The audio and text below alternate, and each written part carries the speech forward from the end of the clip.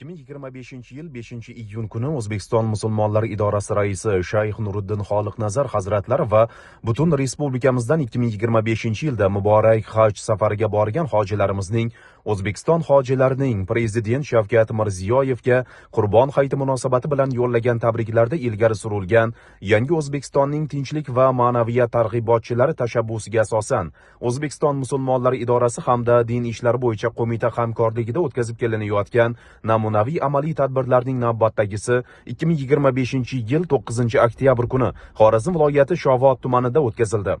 Tadbirga O'zbekiston musulmonlari idorasi Xorazm viloyati vakili Xayrulla Abdullayev boshchilik qildi. Shohobod masjididagi yig'ilishda viloyat vakilligi rahbariyati, tuman bosh imom xatiblari, otinoyilar, ziyoratchilar va mahalla fuqarolar yig'inlari raislari qatnashdi.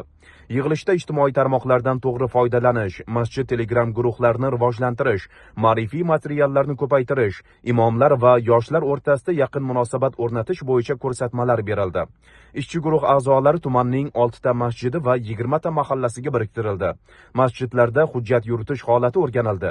Bosh otinoyilar va hojilar bilan ma'naviy ma'rifiy tadbirlar rejalashtirildi. Birinchi yo'nalishda imom xatib va otinoyilar mahallalarda Haj 2025 ziyoratchisini ma'naviy ma'rifiy tadbirlarga jalb etdilar.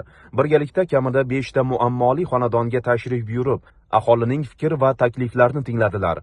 Imom xatiblar 8 toifaga mansub 100 ta oilaga, otinoyilar 3 toifaga mansub 20 ta oilaga, umumiy hisobda 120 ta oilaga kirib, ma'naviy ma'rifiy targ'ibot hamda amaliy yordam tadbirlarini olib bordilar. Er-xotin, aka-uka, ota-bola, qaynona-kelin o'rtasidagi kelishmovchilik va janjallar sababli notinch bo'lib turgan 7 ta oila o'rganilib, ularga nasihat qilindi. Notinchlik sabablarini bartaraf etish, arazlashganlarni yarashtirish choralari ko'rildi. 5 ta holatda arazlashgan, janjallashganlar yarashtirildi. Uy-joy, mol-mulk, meros talashganlar murosaga keltirildi. 3 ta holatda oilaviy ajrimlarning oldini olishga harakat qilindi. 2 ta holatda oila buzilishining oldi olindi. Ichkilikka ruju qo'ygan 6 nafar fuqaroga nasihat qilindi. 41 ta xonadonda ma'naviy ko'makka muhtoj bo'lganlar bilan suhbat olib borildi. Ularni qiynab kelayotgan savollarga javob berildi. Ruhiy ma'naviy barqaror bo'lish yuzasidan tavsiya va maslahatlar berildi.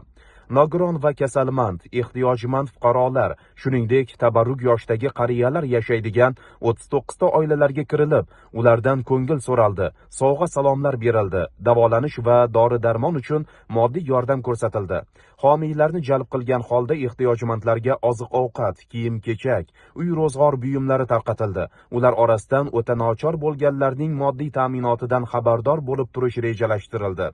Ikkinchi yo'nalishda imom xatib faoliyati, hujjat yuritish va masjidni toza va ozoda saqlash, unda qulay sharoitlar yaratish jihatlari ko'rib chiqildi.